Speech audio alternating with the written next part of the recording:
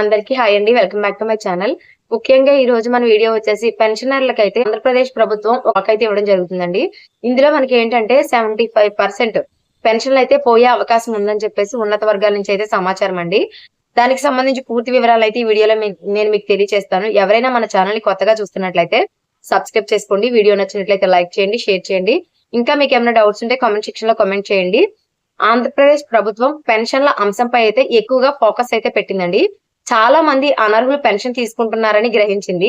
వారందరి పేర్లు తొలగించేందుకు భారీ కసరత్తు అయితే మొదలైంది. ఈ క్రమంలో అధికారులు దిమ్మ తిరిగే విషయాలు అయితే తెలిసాయి.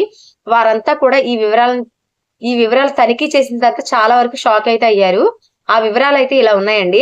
ఆంధ్రప్రదేశ్ లో కూటమి ప్రభుత్వం అధికారంలోకి వచ్చిన తర్వాత సక్రమంగా అమలు చేస్తున్న పథకం అయితే పెన్షన్ల పథకం అని చెప్పేసి కూటమి ప్రభుత్వం వారు చెప్పుకోవడం జరుగుతుందండి.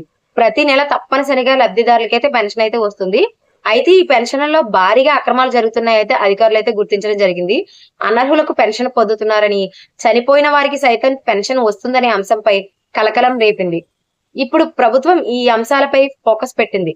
అనర్హుల పేర్లను తొలగించే దిశగా మనకి ప్రస్తుతానికైతే వెరిఫికేషన్ అయితే జరుగుతుంది. ఏపీలో ప్రభుత్వం దాదాపు 26 రకాల పెన్షన్లను ఇస్తుంది. 15,000 రూపాయలు. వీరిలో వృద్ధులు, దివ్యాంగులు, వితంతువులు, దీర్ఘకాలిక అనారోగ్యాలతో బాధపడేవారు, ఇలా చాలా రకాల వారు అయితే ఉన్నారండి. దానిలో చాలా మంది లేని రోగాలు ఉన్నాయంటూ దొంగ సర్టిఫికేట్ పుట్టించుకొని పెన్షన్ అయితే పొందుతున్నారనే విషయాన్ని అధికారుల దృష్టికి అయితే వచ్చింది.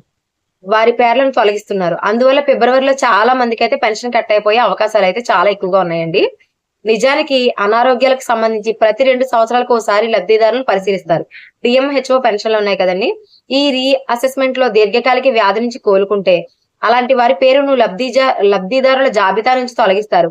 ఇప్పుడు అదే జరుగుతుంది. చాలా మంది రోగుల నుంచి కోలుకున్నా ఇంకా పెన్షన్ పొందుతూనే ఉన్నారు. చాలా మంది రోగాల నుంచి కోలుకున్నారండి, కానీ వాళ్ళు అయితే అబద్ధం చెప్పి పెన్షన్ అయితే తీసుకుంటున్నారు కదా. వారికి సంబంధించే జెన్యూన్ పర్సన్స్ కి అయితే పోదు. కొంతమంది మంచానికే పరిమితమైనట్లుగా చెప్పుకుంటూ పెన్షన్ పొందుతున్నారు. వారికి భారీగా పెన్షన్ అందుతుంది. 15,000 రూపాయలు అండి ఏకంగా. కానీ అధికారులు సడన్ గా తనిఖీలు వెళ్ళినప్పుడు వారి ఇంట్లో హాయిగా తిరుగుతున్నారు. వారికి ఎలాంటి రోగము లేదు. అలాంటి వారు పెన్షన్ కి అనర్హులు, కానీ పెన్షన్ పొందుతున్నారని అధికారులు తేల్చారు.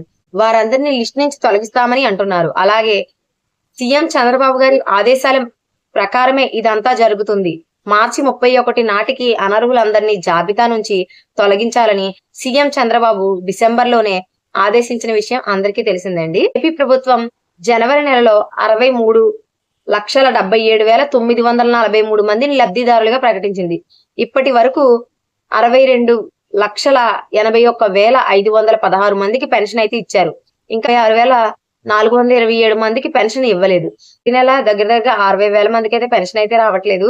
ఇప్పుడు రీఅసెస్మెంట్ అయితే జరుగుతుంది కదండి. అనర్హుల పేర్లను అయితే తొలగిస్తున్నారు కాబట్టి ఫిబ్రవరిలో ఎంత మందికి పెన్షన్ వస్తుంది అనేది అయితే కొంచెం మనకి ఆలోచించాల్సిన విషయం అండి. భారీ ఎత్తున అనర్హుల పేర్లను అయితే తొలగిస్తున్నారు. 15,000 మందిలోనే మనకి 75% పోయే అవకాశం ఉందంటండి.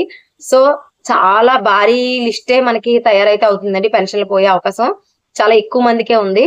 అందులో చాలా ఒక 30-40% కి అయితే 6,000 కి అయితే మారుస్తారండి. మిగతా వాళ్ళందరికీ అయితే కొంచెం కష్టమే.